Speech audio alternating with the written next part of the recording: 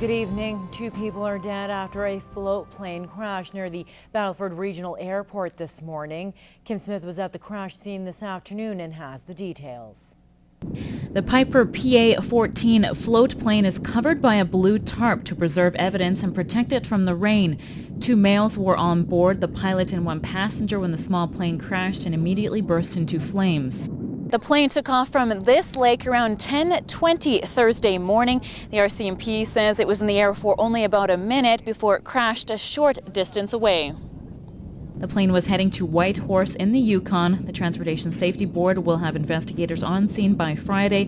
The Battleford Regional Airport is closed while the investigation continues. Kim Smith, Newcap News. RCMP are asking you to keep an eye out for a man seen committing an indecent act near the Bonnyville post office. Now, around 9:30 this morning, a witness says she saw a man seated in a parked vehicle directly behind hers when she was leaving the post office.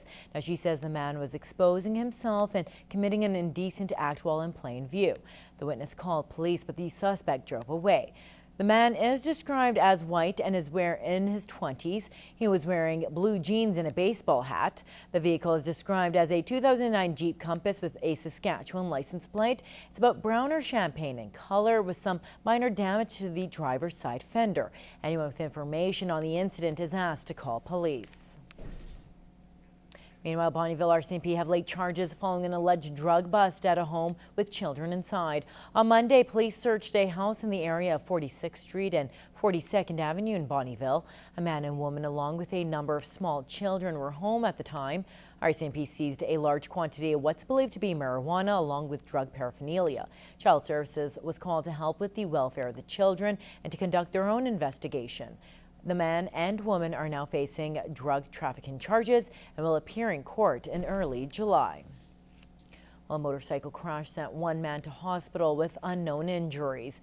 The incident happened in the area of 46th Street and 50th Avenue this afternoon.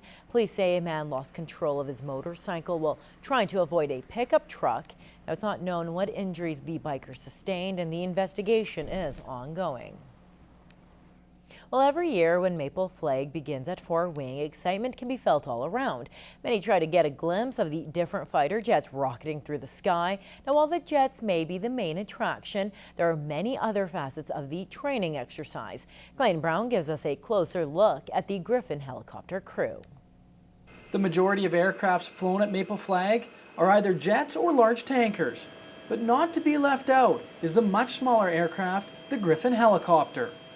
The Griffin is a multi-role helicopter. It can carry people, it can undersling supplies to people, it can also be fitted with a winch to allow it to rescue people. The crew normally consists of only 3 people, 2 pilots and a flight engineer. And generally, working with ground troops, Maple Flag adds a new perspective for the team. This allows us to integrate ourselves into an air campaign. To see what other platforms do, but also to interact with them. That's the main thing, because the more you practice with them, if you need to do it for real, you've got a better understanding of what they're going to do. While in action, whether moving troops, dropping supplies, or acting as fire support, the Griffin is flown very low in an attempt to stay undetected by any enemy aircrafts. Everything that's up there it can be quite dangerous to us. So again, it's trying to not be seen. And today, I don't think we were seen, which is good. It allows us to do our job with nobody else finding us. At Fort Wing Cold Lake, Clayton Brown, Newcap News.